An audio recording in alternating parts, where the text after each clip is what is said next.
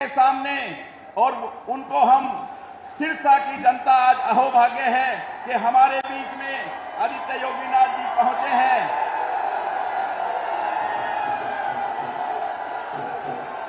भारत माता की, भारत माता की, भारत माता की। वंदे वंदे वंदे। सिरसा की इस पावन भूमि पे आप सबने मेरी राम राम। नाथ संप्रदाय के बहुत सिद्ध योगी बाबा सरसाई नाथ की कृपा भूमि के तौर पर विख्यात गुरु नानक देव जी, गुरु गोविंद सिंह जी तथा साहबजादे अजीत सिंह की पावन स्मृतियों को सहेजने वाली इस पुण्य धरा को कोटि कोटि नमन करता हूं। बोले सो निहाल,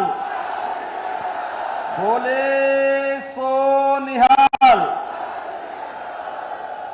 यह भूमि भारत की राजनीति के ताऊ कहे जाने वाले देवीलाल जी की भी कर्म भूमि रही है, जिन्होंने सिद्धांतों के लिए प्रधानमंत्री पद की कुर्सी को ठुकराया था।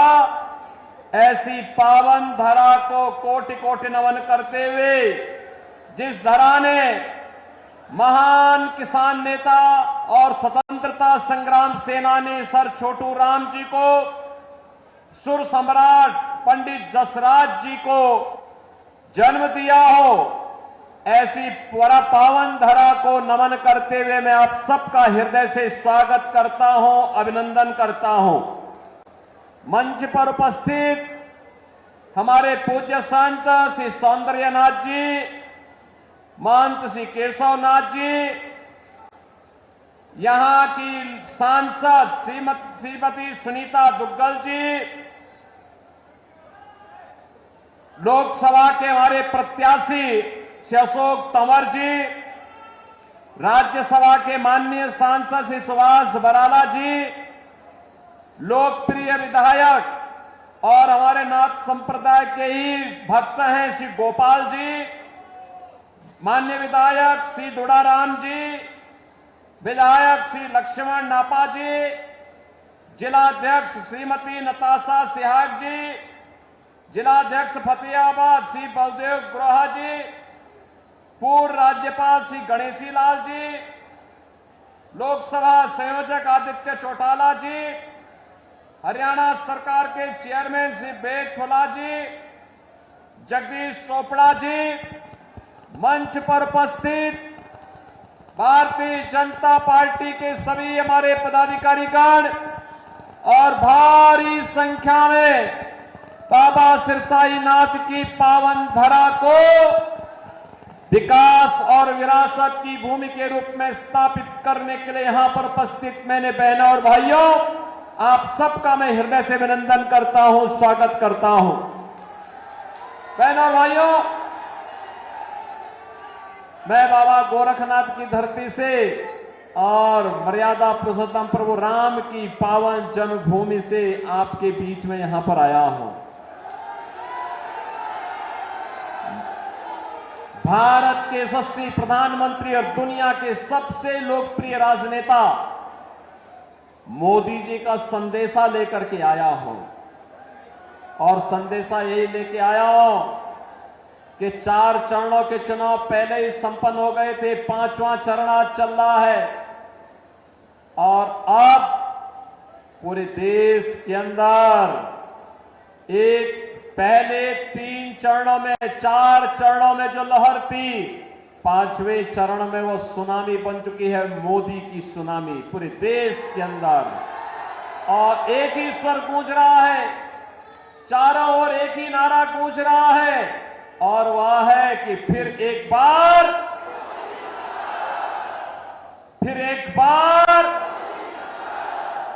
तीसरी बार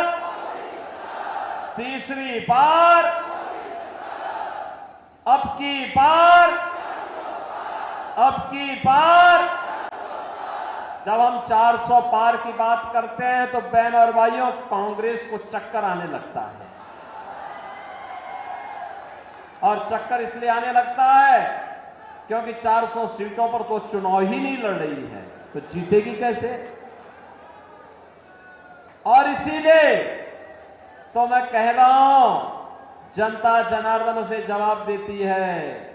क्या जवाब देती है? जवाब देती है कि जो राम को लाए हैं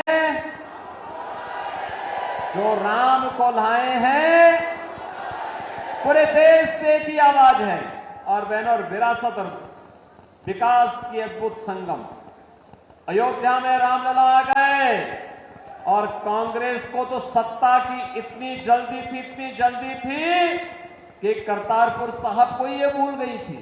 और तो मोदी जी आए, तो मोदी जी ने आने के बाद करतारपुर कॉरिडोर के निर्माण के कार्यक्रम को भी आगे बढ़ाया। गुरु नानक देव की पावन धरा को भी भारत का हिस्सा बनाने का कार्य आगे बढ़ाया। और गुरु गोविंद सिंह जी महाराज के 4 साहबजादों ने, जिन्होंने सरहिंद के लिए अपने आप को बलिदान किया था, उनके नाम पर 26 दिसंबर की तिथि को वीर बाल दिवस के रूप में मनाने की घोषणा भी की है। इसलिए बहनों और भाइयों, आज इसीलिए मैं आपको पास आया हूं कि पावन धरा तो मेरे लिए 2 प्रकार से महत्वपूर्ण है। गुरु नानक देव जी से लेकर के गुरु गोविंद सिंह जी के साहबजादों की पावन धरा के रूप में, और हमारे नाथ संप्रदाय के पवित्र संत बाबा सिरसाई नाथ जी के नाम पर, जिनके नाम पर इस सिरसा बसा हुआ है। इसलिए ये मेरे लिए एक पावन धरा है। इसको मैं कोटि कोटि नमन करता हूं, आप सबका अभिनंदन करता हूं, स्वागत करता हूं। बहनों और भाइयों, आज देश बदल चुका है। हमारी पीढ़ी सौभाग्यशाली है कि हम नए भारत के नागरिक हैं। मोदी जी के नेतृत्व में कार्य कर रहे हैं और जो दुनिया के लिए असंभव है, जो कांग्रेस के लिए असंभव था, वो मोदी जी ने संभव करके दिखा दिया। कर दिया ना। देखो, पहले दुनिया में भारत का सम्मान नहीं बचा था। लोग भारत को शक की निगाहों से देखते थे। पहले दुनिया में भारत के बारे में तमाम प्रकार की चर्चाएं होती थी। हमारी सीमाएं सुरक्षित नहीं थी। दुश्मन भारत की सीमा में घुस जाता था। आतंकी विस्फोट होते थे, जगह जगह विस्फोट होते थे। नक्सलवाद चारों ओर फैला हुआ था। विकास कार्य ठप पड़े थे। जब सुबह उठते थे तो पहला समाचार भ्रष्टाचार का, और सायंकाल होते होते आतंकी वारदात की घटनाएं आने लगती थी। निर्दोष लोग मारे जाते थे, सेना के जवान शहीद होते थे। गरीबों के कल्याण के लिए कोई योजना नहीं थी। कोई गरीब भूख से मरता था, किसान आत्महत्या करता था, दवा के भाव में मरीज दम तोड़ता था, बेटी और व्यापारी सुरक्षित नहीं थी। बहनों और भाइयों, पिछले 10 वर्ष में मोदी जी ने भारत की तस्वीर और तकदीर को बदला है। ये तस्वीर और तकदीर को कैसे बदल दिया है? आज भारत का सम्मान दुनिया में बढ़ा है। दुनिया में कोई संकट आता है, लोग दुनिया भारत की तरफ देखती है। सीमाएं सुरक्षित हैं। अब कोई दुश्मन भारत की सीमाओं का अतिक्रमण नहीं कर सकता है, क्योंकि नया भारत है। और आतंकी वारदात तो नहीं होती, इस पे नकेल कसा गया। लेकिन अगर पटाखा भी जोर से फट जाए ना, तो सबसे पहले पाकिस्तान सफाई देता है कि नहीं, मैंने नहीं किया है। उसे मालूम है अगर समय रहते सफाई नहीं दी तो ये भारत है, छेड़ता नहीं है। लेकिन अगर कोई छेड़ता है तो उसको छोड़ता भी नहीं है, और भयभीत रहता है। बहनों और भाइयों, भय बिनु होई न प्रीति, ये वही है। जब ताकत होती है ना, तो हर व्यक्ति शांति और सौहार्द के लिए आपके सामने झुकता है। और आज भारत ने दुनिया को एहसास कराया है। विकास के कार्य बड़े बड़े, highway, railway, metro, IIT, IIM, AIIMS, 1 district 1 medical college, IIIT, NIT, world class university और हर व्यक्ति के स्वास्थ्य के लिए हर घर नल और नल में जल की योजना मोदी जी ने पूरे देश के अंदर लागू कर दी। देखो, कांग्रेस के लोग भूखों मरते थे, गरीबों को भूखों मारते थे, उनका रसीद राशन खा जाते थे। और बहनों और भाइयों, भाजपा की सरकार में 80 करोड़ लोगों को फ्री में राशन मिल रहा है। मैं बोलना चाहता हूं, जो लोग पाकिस्तान का राग अलाप रहे हैं, उनको बोलो 23 से 24 करोड़ की आबादी का पाकिस्तान भूखों मर रहा है। वहां की जनता सड़कों पर है, तोड़फोड़ आगजनी हो रही है, 1 किलो गेहूं के लिए छीना झपटी हो रही है। और मोदी जी के नेतृत्व में भारत ने 10 वर्ष में 25 करोड़ लोगों को गरीबी रेखा से उभारने का काम किया है। 60 करोड़ लोगों को देश के अंदर 5 लाख रुपए का स्वास्थ्य बीमा का कवर मिल रहा है। 50 करोड़ गरीबों के जनधन अकाउंट खुल गए हैं। 12 करोड़ किसानों को किसान सम्मान निधि का लाभ, 12 करोड़ घरों में शौचालय का निर्माण, 10 करोड़ गरीबों को उज्ज्वला योजना का कनेक्शन और 4 करोड़ गरीबों के मकान बन गए हैं। और मोदी जी ने घोषणा की है, तीसरी बार सरकार बनेगी, 70 वर्ष से ऊपर के हर एक बुजुर्ग को 5 लाख रुपए हर वर्ष स्वास्थ्य के लिए उपलब्ध करवाएंगे। मोदी जी ने घोषणा की है, तीसरी बार सरकार बनते ही जितने बचे हुए गरीब होंगे उनको भी एक एक मकान उपलब्ध करवाएंगे। मोदी जी ने घोषणा की है, तीसरी बार सरकार बनाएंगे, सोलर स्कीम के अंतर्गत हर घर को फ्री में बिजली उपलब्ध करवाने का काम भी करेंगे। बहनों और भाइयों, यहां विकास भी है, गरीब कल्याण भी है, देश की सुरक्षा भी है, आतंकवाद का सफाया भी है और भारत का सम्मान भी है। और साथ साथ रामलला का भव्य मंदिर के निर्माण का कार्य भी तेजी के साथ आगे बढ़ गया है। रामलला अयोध्या में विराजमान हो गए। बहनों और भाइयों, मैं आपसे पूछना चाहता हूं, मोदी जी ने जो ये किया, इसमें किसी के साथ भेदभाव हुआ है क्या? अरे इसमें तो कोई भी जाति, हर जाति, मत, मजहब, क्षेत्र, भाषा, पूरे देश के 140 करोड़ लोगों को उन्होंने परिवार मान करके दिया। सबका साथ, सबका विकास की बात मोदी जी ने की। और बहनों और भाइयों, एक तरफ सबका साथ और सबके विकास की भाव, सुरक्षा सबको, लेकिन तुष्टीकरण किसी का नहीं। हमने तुष्टीकरण नहीं, संतुष्टीकरण पर ध्यान दिया। और दूसरी तरफ इंडी गठबंधन में कांग्रेस और उसके सहयोगी दल हैं। सुबह से लेकर शाम तक एक नया झूठ और एक नई अफवाह फैलाते हैं। जब सत्ता में थे तब कुछ नहीं किया, तब हिंदुओं की भावनाओं के साथ खिलवाड़ किया। तो उस समय लोग क्या कहते थे?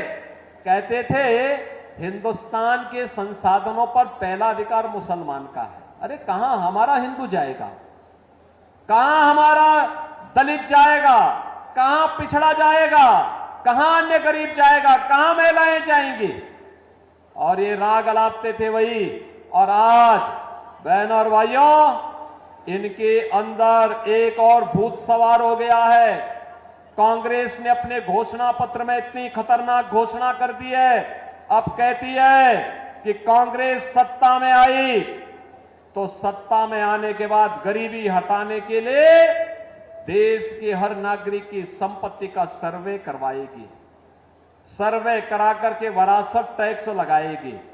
विरासत टैक्स का मतलब आपके बाप की, आपके दादा की, आपके ग्रैंडफादर, आपके फादर, जिसकी भी प्रॉपर्टी आपको मिली होगी, उस प्रॉपर्टी में से आधी प्रॉपर्टी कांग्रेस के लोग ले लेंगे और फिर इस प्रॉपर्टी को वह मुसलमानों को बांट देंगे। क्या आप इसको स्वीकार करेंगे? क्या आप इसको स्वीकार करेंगे? क्या आप पाकिस्तानियों को और मुसलमानों को अपनी संपत्ति पे कब्जा करने देंगे? क्या?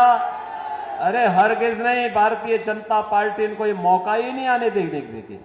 और ये तो बात की बात आएगी सत्ता में, रामलला के कारण इनको अब किसी भी जन्म में सत्ता नहीं मिलने वाली है, कभी नहीं मिलने वाली है, क्योंकि ये चुनाव तो राम भक्तों रामद्रोहियों के बीच में हो गया है। ये तो रामद्रोही हैं, हमेशा राम का विरोध किए हैं, भारत की विरासत का विरोध किए हैं, इनको सत्ता कभी नहीं मिल सकती है। और यही कहने के लिए आज मैं आपके पास आया हूं। बहनों और भाइयों, आपने औरंगजेब का नाम सुना हो ना? ये मुगलों में सबसे क्रूर बादशाह था। औरंगजेब, कोई मुसलमान भी अपने पुत्र का नाम औरंगजेब नहीं रखता, मालूम है ना आपको? इसलिए नहीं रखता, औरंगजेब ने सत्ता के लिए पहले अपने भाई की हत्या की और फिर अपने बाप को भी जेल भेज दिया। बाप उसका पानी के लिए तरसते तरसते मर गया। वह औरंगजेब था और अब औरंगजेब की आत्मा कांग्रेस के अंदर घुस गई है, इसीलिए वह विरासत टैक्स के नाम पर ये जजिया कर आप पे लगा रही है। ये जजिया कर औरंगजेब ने ही भारत में लगाया था, कहा था कि या तो जजिया कर दो और नहीं तो मुसलमान बनो, और कांग्रेस भी यही करना चाहती है। क्या आप इसको स्वीकार करेंगे? क्या आप इसको स्वीकार करेंगे? क्या हम भारत को विभाजन की ओर ले जाएंगे? क्या? अरे राम जन्मभूमि का जो पुण्य आपके साथ जुड़ा हुआ है, आप भी कह सकते हैं, सिरसावासी भी कह सकते हैं कि हमने तो यहां से कमल खिलाने का काम पिछली बार भी किया था। श्रीमती सुनीता दुग्गल को चुनाव जिता करके भेजा था, मोदी जी को प्रधानमंत्री हमने बनाया था। मोदी जी प्रधानमंत्री बने तब अयोध्या में राम मंदिर के निर्माण का मार्ग प्रशस्त हुआ। ये श्रेय तो आपके ऊपर गया, नेतृत्व तो मोदी जी का है, लेकिन श्रेय तो आपको जाता है। ये पुण्य आपको प्राप्त हुआ है, ये पुण्य आपके साथ जुड़ा हुआ है, इस पुण्य से वंचित नहीं होना है। और इसीलिए देश के अंदर जो आवाज आ रही है, वो आवाज यही है, हर जवान से एक ही आवाज है, और वो आवाज है जो राम को लाए हैं, जो राम को लाए हैं, और राम को लाने वालों को फिर से देश की सत्ता सौंपनी है। सौंपने को तैयार हैं? सभी सिरसावासी तैयार हैं? सभी लोग तैयार हैं? सहमत हैं? यहां से भारतीय जनता पार्टी के हमारे लोकप्रिय प्रत्याशी, युवा और जुझारू प्रत्याशी श्री अशोक तंवर चुनाव जीत करके जाएंगे। लेकिन बहनों और भाइयों, आपके पास 5 दिन का समय है। इन 5 दिनों में मोदी जी का संदेश घर घर पहुंचाएंगे। यह काम है। पहले मुझे बताओ, कितने लोग हैं जो कमल खिलाने के लिए अपने आप को 5 दिन का समय देंगे? भाई पूरा सिरसा ही तैयार है। अब इसमें मेरी बात सुनो, 2 काम करना है। आपने मेरे सामने संकल्प लिया है 2 काम। एक, हर व्यक्ति को प्रतिदिन 5 घर जाना है, उस परिवार के हर एक सदस्य से मिलकर के उससे कहना है, 18 वर्ष से हर वयस्क मतदाता को बोलना है कि देखो, आत्मनिर्भर और विकसित भारत के लिए हमें मोदी जी को फिर से प्रधानमंत्री बनाना है। मोदी जी को प्रधानमंत्री बनाना है तो इसके लिए कमल खिलाना है। और श्री अशोक तंवर जब यहां से चुनाव जीत करके जाएंगे तो मोदी जी 400 पार के लक्ष्य के साथ जाएंगे। तो बहनों और भाइयों, सारी समस्याओं का समाधान करेंगे, जाएंगे। 5 दिन में 25 घर, और चुनाव के दिन उन 25 घरों को मतदान भी कराना है। कराएंगे? सहमत हैं? सभी लोग सहमत हैं?